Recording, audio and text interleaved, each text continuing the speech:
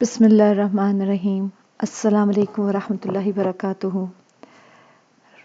اللہ تعالیٰ کے بابرکت نام سے آغاز کرتے ہیں جو نہایت مہربان اور رحم فرمانے والا ہے۔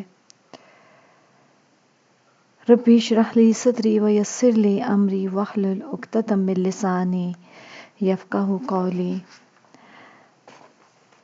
اپنے اللہ سے باتیں کیا کریں دن میں، اپنے مشکل جو آپ کی روٹین ہے جس میں بہت کم ٹائم ہوتا ہے اور آپ دنیا کے کاموں میں اتنے الجھے ہوئے ہیں کہ ہمارے پاس بالکل ٹائم نہیں ہوتا ہے کہ ہم بات کریں۔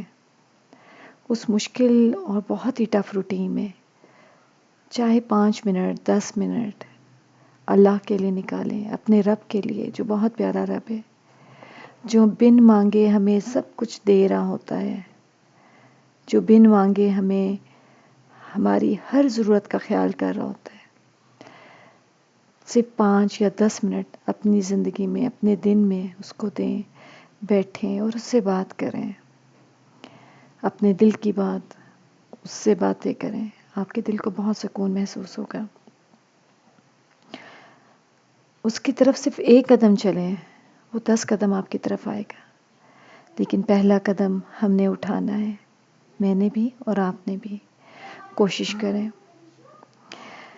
آج ہم پڑھیں گے سورہ البقرہ کی آیت نمبر 80 اور اس میں ہم دیکھتے ہیں کہ کیا کہہ رہے ہیں اللہ تعالیٰ۔ وَقَالُوا، اور انہوں نے کہا، لن، ہرگز نہیں، تمسنا، چھوئے گی ہمیں، النار، آگ، الا، مگر، ایامم، دن، معدودات، گنے چنے، قل، کہہ دیجئے، اتحستم، کیا لے رکھا ہے تم نے، عند اللہ، اللہ کے پاس، عہدن، کوئی عہد، فلن، تو ہرگز نہیں، یخلفا، خلاف کرے گا، اللہ، اللہ، عہدہ، اپنے عہد کے، ام، یا تقولون، تم کہتے ہو، علی اللہ، اللہ پر، ما لا تعلمون، جو تم علم نہیں رکھتے۔ اور انہوں نے کہا کہ آگ ہمیں گنتی کے چند دنوں کے سوا ہرگز نہیں چھوئے گی۔ کہہ دیجئے، کیا تم نے اللہ سے کوئی عہد لیا ہے؟ پھر تو اللہ اپنے عہد کے خلاف ہرگز نہیں کرے گا۔ کیا تم اللہ کے بارے میں وہ بات کہتے ہو جو تم نہیں جانتے؟ اس آیت میں جو یہودیوں کی خوش فہمی تھی نا کہ وہ صرف جہنم میں چند روز ہی رہیں گے، جہنم میں رہیں گے 40 دن تک ان کا خیال تھا، اور اس کے بعد وہ ان سے نکل جائیں گے اور جنت میں چلے جائیں گے۔ کیونکہ جب حضرت موسیٰ علیہ السلام اللہ تعالیٰ سے کلام کرنے کے لیے، پچھلی آیات میں ہم نے پڑھا ہے کہ جب وہ اللہ تعالیٰ سے کلام کرنے کے لیے کوہ طور کی طرف گئے تھے، 40 دن کے لیے اللہ تعالیٰ نے ان کو اپنے پاس بلایا تھا، کیونکہ اللہ تعالیٰ ان کو اپنی کتاب دینے کے لیے ان کو کہا تھا کہ آپ آ جائیں۔ تو پیچھے جو ان کی قوم تھی انہوں نے کیا کیا کہ ایک بچڑا بنا لیا اور اس کی عبادت شروع کر دی۔ تو ان کا خیال تھا کیونکہ ہم نے یہ گناہ صرف 40 دن کے لیے کیا تھا تو 40 دن ہی ہم جہنم میں رہیں گے، اس کے بعد نکل جائیں گے۔ تو یہ آیات اسی لیے اللہ تعالیٰ میں ان میں کہا جا رہا ہے کہ یہ ان کی خوش فہمی ہے، اور اللہ تعالیٰ یہود کے بارے میں یہ ارشاد فرما رہے ہیں کہ انہوں نے اپنے بارے میں یہ دعویٰ کیا کہ ہمیں دوزخ کی آگ چند روز کے سوا نہیں چھوئے گی، اور چند روز کے بعد وہ اس سے نجات پا جائیں گے۔ چنانچہ اللہ تعالیٰ نے ان کی اس بات کی تردید کرتے ہوئے فرمایا، اے نبی، کہہ دیجئے، کیا تم نے اللہ سے ان کے بارے میں کوئی عہد لے رکھا ہے؟ اگر ایسا ہے پھر تو اپنے عہد اقرار کے خلاف نہیں کرے گا، لیکن ایسا تو نہ کبھی ہوا اور نہ ہوگا۔ یہی وجہ ہے کہ یہاں ام کا جو حرف استعمال کیا گیا ہے جس کے معنی ہے یعنی ایسا کوئی وعدہ تو نہیں ہے، بلکہ تم اللہ تعالیٰ کی طرف جھوٹ باندھتے ہو اور ان سے ایسی باتیں منسوب کرتے ہو جو نہیں کہیں۔ اور یہود کہتے تھے کہ ہمیں صرف آگ جو ہے 40 راتوں تک ہی چھوئے گی، یعنی ان کے بقول صرف اتنی مدت جس میں انہوں نے بچھڑے کی عبادت کی تھی۔ تو یہاں پر اس میں جو ان آیات میں ہمیں جو ایک اہم حقیقت بتائی جا رہی ہے وہ یہ ہے کہ نجات صرف خواہشات اور خود ساختہ امیدوں سے نہیں ملتی۔ کچھ لوگ یہ گمان کرتے تھے کہ جہنم کی آگ انہیں صرف چند دن ہی چھوئے گی، مگر اللہ تعالیٰ واضح فرماتے ہیں کہ کامیابی جو ہے سچے ایمان، نیک اعمال اور اللہ کے عہد کی پابندی میں ہے۔ اور یہاں پہ اللہ تعالیٰ بالکل ان کو کہے کہ آپ نے اللہ تعالیٰ سے کیا کوئی وعدہ لیا ہوا تھا؟ اگر تو اللہ نے وعدہ آپ سے لیا تھا تو اللہ بے شک اپنے وعدے کے خلاف نہیں کرتا، لیکن ایسا کوئی وعدہ تو ہے ہی نہیں، بلکہ تم اللہ کے نام کے ساتھ یہ جھوٹ منسوب کر کے ایسی باتیں کرتے ہو۔ حضرت ابو ہریرہ سے روایت ہے کہ جب خیبر فتح ہوا تھا، آپ کو پتہ نا خیبر مدینہ میں جہاں پہ یہود بھی رہتے تھے، جب خیبر فتح ہوا تو رسول اکرم صلی اللہ علیہ وآلہ وسلم کو بکری کے زہر آلود گوشت کا تحفہ دیا گیا تھا۔ تو رسول اکرم صلی اللہ علیہ وآلہ وسلم نے فرمایا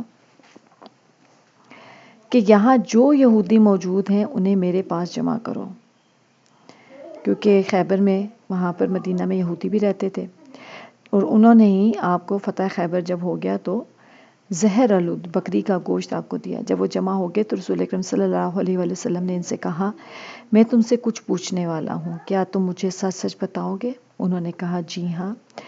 تو نبی کریم صلی اللہ علیہ وآلہ وسلم نے پوچھا، تمہارا باپ کون ہے؟ انہوں نے کہا فلاں۔ آپ نے فرمایا نہیں، تم جھوٹ کہتے ہو، تمہارا باپ تو فلاں ہے۔ انہوں نے جواب دیا کہ آپ سچ فرماتے ہیں۔ پھر آپ نے ان سے فرمایا، اگر میں تم سے کوئی بات پوچھوں تو کیا سچ سچ بتاؤ گے؟ انہوں نے جواب دیا ہاں ابو القاسم، ہم سچ بتائیں گے، اور اگر ہم نے آپ سے جھوٹ بولا تو آپ اسی طرح ہمارے جھوٹ کو پہچان لیں گے جس طرح ہمارے باپ کے بارے میں آپ نے ہمارے جھوٹ کو پہچان لیا تھا۔ پھر رسول اکرم صلی اللہ علیہ وسلم نے پوچھا، یہ بتاؤ کہ جہنمی کون لوگ ہیں؟ کہنے لگے کہ تھوڑی مدت کے لیے تو ہم جہنم میں رہیں گے، پھر ہمارے بعد تم آ جاؤ گے۔ رسول اکرم صلی اللہ علیہ وسلم نے فرمایا نہیں، بلکہ تم ذلیل اور خوار ہو کر جہنم ہی میں رہو گے، ہم کبھی بھی تمہارے جانشین نہیں بنیں گے۔ رسول اکرم صلی اللہ علیہ وسلم نے ان سے پھر فرمایا، اگر میں تم سے کچھ پوچھوں تو کیا سچ سچ بتاؤ گے؟ انہوں نے جواب دیا ہاں ابو القاسم۔ آپ نے فرمایا، کیا تم نے اس گوشت میں زہر ملایا ہے؟ تو انہوں نے ہاں میں جواب دیا۔ تو آپ نے فرمایا، تم نے ایسا کیوں کیا؟ انہوں نے جواب دیا کہ ہمارا ارادہ یہ تھا کہ اگر آپ جھوٹے ہیں تو ہم آپ سے نجات حاصل کر لیں گے، اور اگر آپ اللہ کے نبی ہیں تو پھر یہ زہر آپ کو کوئی نقصان نہیں پہنچائے گا۔ اور بخاری اور نسائی میں بھی اس حدیث کو اسی طرح روایت کیا گیا۔ تو یہاں پر آپ دیکھیں کہ یہود جو کیسے کیسے حرکتیں کرتے تھے، اور انہوں نے اپنے پاس سے من گھڑت باتیں گڑھ لی تھیں، اور اللہ تعالیٰ کی جو کتاب تھی اس میں بھی تبدیلی کر دی تھی، ٹھیک ہے، تورات ہے اس میں بھی تبدیلی کر دی تھی، اور اپنے مطلب کی باتیں اس میں لکھتے تھے جس سے وہ دنیاوی فائدہ حاصل کرنے کی کوشش کرتے تھے۔ تو اسی طرح یہاں پہ ان کے اپنے عقیدے تھے، اپنی خود ساختہ اپنی خواہشات، اور اپنی انہوں نے بنا لی تھیں کہ کچھ دن تک، جتنے دن ہم نے بچڑے کی پوجا کی ہے اتنے دن ہم جہنم میں رہیں گے، اور پھر ہماری خلاصی ہو جائے گی، ہم نکل جائیں گے جہنم سے۔ تو ان آیات میں اللہ تعالیٰ نے بالکل ان کو کلیئر کٹ بتا دیا کہ آپ جہنم میں بھی ذلیل و خوار ہوگے، اور کیونکہ اللہ تعالیٰ نے آپ سے کوئی عہد نہیں لیا ہوا۔ اب ہم نے دیکھنا ہے میرے بہنوں اور بھائیوں کہ ہم نے اس آیت نمبر 80 سے، کہ صرف ایک واقعہ نہیں ہے بلکہ ہماری روزمرہ زندگی کے لیے اہم عملی سبق بھی دیتی ہے۔ دیکھیں یہاں پہ اس چینل کا مقصد کیا ہے؟ اس چینل کا مقصد ہے، دیکھیں کہ ہم نے ان چیزوں کو جو اللہ تعالیٰ نے ہمیں کتاب دی ہے، ہم نے کوشش کرنی ہے اس کو سمجھنا ہے، اس کو سیکھنا ہے، اور پھر اس پر عمل بھی کرنے کی کوشش کرنی ہے، اور دوسروں کو بھی پہنچانا ہے ہم نے، ٹھیک ہے۔ ہمارا ٹارگٹ تو یہی ہے، جو بھی میرے چینل کے ساتھ جڑ گئے۔ ابھی ہم نے جو ایک چیز اور سیکھنی ہے کہ ہر آیت کے اینڈ پہ ہم نے دیکھنا ہے کہ ہم نے اس کو پریکٹیکلی اپنی لائف میں ہم نے کیا سیکھا، اور ہم نے اس کو کس طرح سے اپلائی کرنا ہے، کیونکہ یہ کتاب آپ کی ہے، یہ کتاب میری ہے، اس میں میری باتیں ہیں، اس میں آپ کی باتیں ہیں، اس میں ہم سب کی باتیں ہیں، وہی کام جو ہم روزمرہ زندگی میں کر رہے ہوتے ہیں وہی سب کچھ اس میں ہے، اور انہی کے بارے میں اللہ تعالیٰ ہمیں گائیڈنس بھی دیتے ہیں۔ تو یہاں پر کیا امید ہے؟ یہ آیت ہمیں سکھاتی ہے کہ صرف یہ سوچ لینا کہ ہمیں عذاب نہیں ہوگا کافی نہیں، نجات کے لیے ایمان اور نیک اعمال ضروری ہیں۔ دیکھیں اگر ہم دیکھیں تو یہی جو جراثیم ہے کیا ہمارے اندر بھی موجود نہیں ہے؟